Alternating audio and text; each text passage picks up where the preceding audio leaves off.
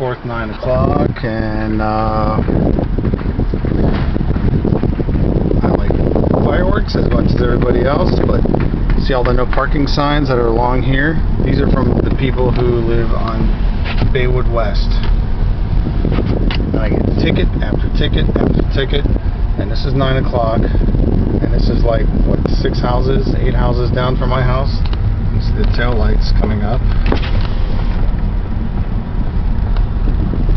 And these are all the 3-story houses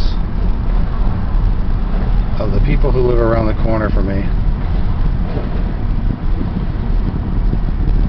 And I can't park one car in front of my house. And these are the people that have giant fireworks parties. And you can hear, this is what it sounds like when you're rich in Dunedin. You can have gigantic fireworks parties. I have to talk like a talk. You can't even hear me probably talking.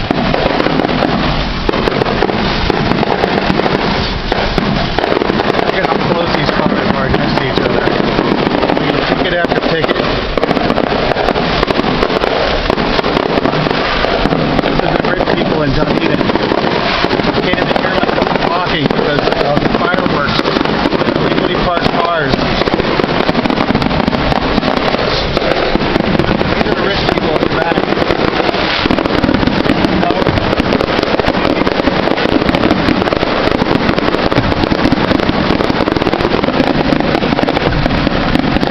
July 4th.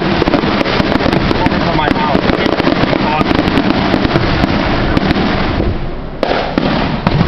And where the hell is the sheriff's office? Dozens and dozens of illegally parked cars.